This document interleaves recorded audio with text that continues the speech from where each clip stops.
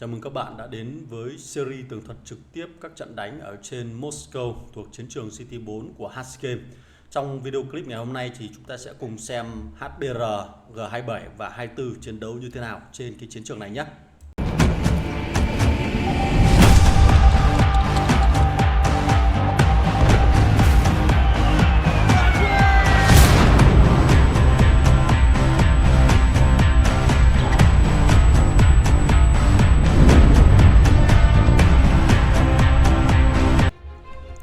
Bối cảnh. Sau khi đánh bại đối thủ tại Cairo vào tháng 7, Liên quân HBR 24 G27 đã quyết định tham gia cuộc thi Moscow Tuyết Trắng. Đây là một cơ hội để họ thể hiện sức mạnh và khả năng của mình trước các đội khác. Trong khi đó, S14 đã an toàn vượt qua vòng loại Paramount Cup và giữ vững ngôi đầu bảng xếp hạng. Họ đã chọn không tham dự lượt này để chuẩn bị cho những thành viên mới, cũng như tránh khỏi nguy cơ thất vọng nếu như họ không đạt được kết quả tốt. Tình hình tranh tài ở Moscow có thể dự báo trước khi các đội mạnh đã được xác định, chỉ còn chờ xem ai sẽ là những kẻ góp mặt cuối cùng. Nhưng không khí căng thẳng, gay gắt và nhiệt huyết sẽ không còn xuất hiện nữa.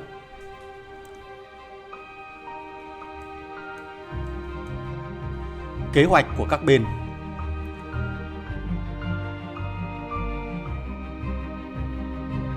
Ba phe G27, HBR và 24 đều muốn giành được những phần thưởng cuối cùng ở Moscow, nhưng họ cũng không muốn chia sẻ nó với bất kỳ ai khác. G27 quyết định tự mình chiến đấu với hai phe còn lại, hy vọng sẽ tạo ra một cuộc chiến tranh hấp dẫn và thú vị cho các chiến binh của họ. HBR và 24 biết rằng họ sẽ phải hợp tác để chống lại G27. Họ lựa chọn một vị trí chiến lược ở góc 12 giờ của bản đồ, nơi họ có thể kiểm soát tốt hai cây cầu quan trọng và phát triển lực lượng của họ theo hai hướng khác nhau, tạo thành thế chân vàng. Cuộc chiến tranh ở Moscow hy vọng sẽ trở nên căng thẳng và khốc liệt khi ba phe đối đầu nhau trong một cuộc chiến đối kháng không khoan nhượng. Diễn biến. Cuộc đấu được diễn ra vào ngày 20 tháng 9 năm 2023 trên bản đồ tuyết rơi rộng lớn với nhiều địa hình khác nhau, yêu cầu các đội phải có tính chiến thuật linh hoạt và sáng tạo. Đây là một trong những trận đấu gay gắt và hấp dẫn nhất của giải đấu, khi mà tất cả các bên liên minh đều là những ông lớn trong làng game Warpath. Theo kế hoạch đã vạch sẵn, đúng 7 giờ sáng, cả hai cánh quân HBR và 24 được lệnh di chuyển lên vị trí chiến lược đã được đánh dấu sẵn trên bản đồ. Quãng đường di chuyển quân khá xa, nhưng với lực lượng mạnh mẽ, họ đã không phải vấp bất kỳ một sự kháng cự nào từ phía kẻ địch. Mục tiêu của họ là chiếm lấy các điểm chiến lược trên bản đồ như các ngọn núi cao, các khu rừng dày hay các cây cầu chiến lược quan trọng.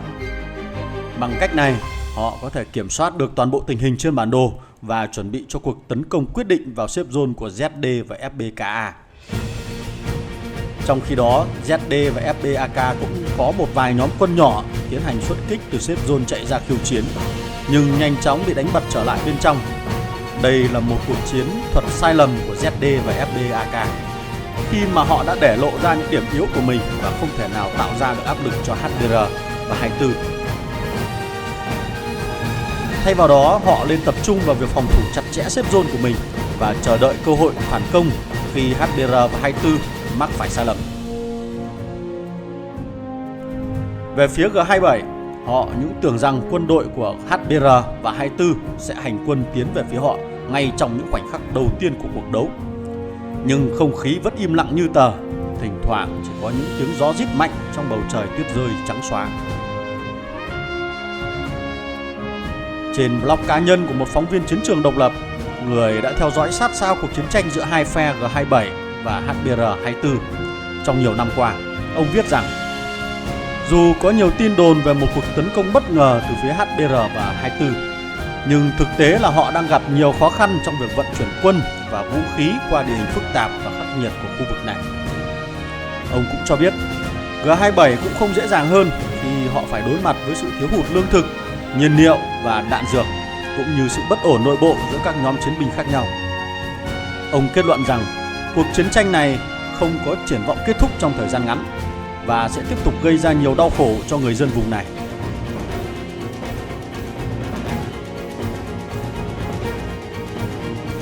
Nhận thấy tình hình có vẻ im tiếng súng, G27 quyết định hành quân hơn 2.000 km về phía đông, di chuyển dọc theo sườn núi để tiến tới cây cầu nối với khu vực góc 1 giờ, nơi dường như đang tập kết rất đông quân đội của HBR để giao tranh.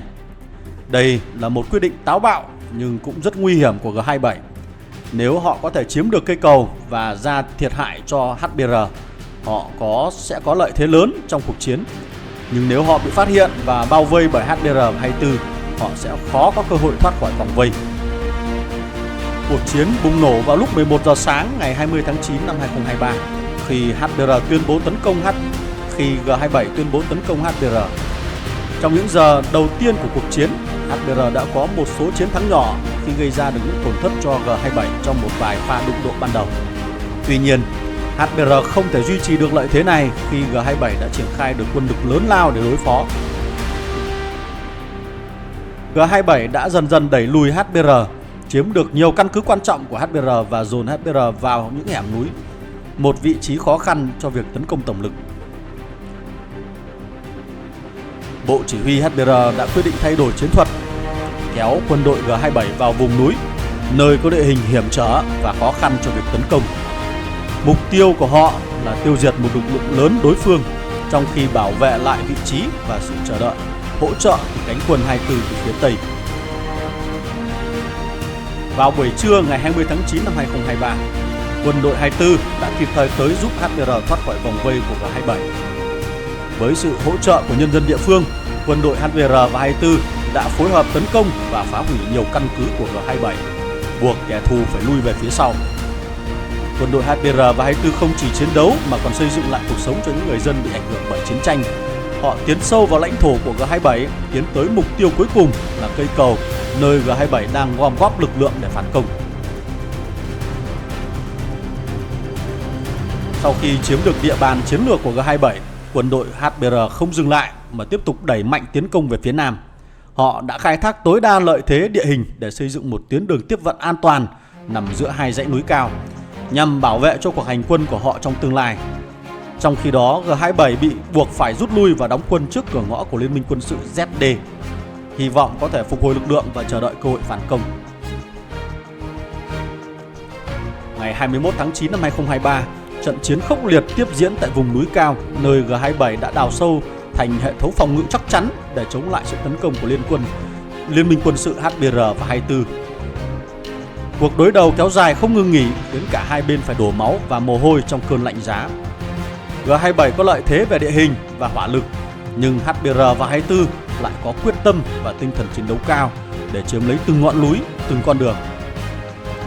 Trận địa chiến tranh vẫn còn diễn ra tại khu vực này trong những ngày sau đó.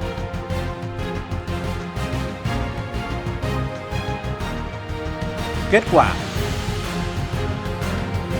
số binh lính bị loại khỏi chiến đấu là hơn 15 triệu quân, trong đó có hơn 14.030.000 người chết hoặc bị thương, số còn lại thì bị bắt. Phá hủy hơn 500.000 xe tăng, hơn 1 triệu đơn vị trực thăng và pháo binh, bắn rơi hơn 200.000 máy bay chiến đấu. Gần 100.000 tấn bom đã được ném xuống mảnh đất Moscow tuyết trắng. Các thành phố, làng mạc, đường xá, cầu cống, nhà máy đã bị phá hủy và số tiền các bên tham chiến chi phí cho chiến tranh lên đến khoảng 58 tỷ đô la. Đến đây, video bình luận về chiến trường Moscow của Hard Game xin được phép tạm dừng. Hẹn gặp lại quý thính giả ở trong các video khác. Goodbye.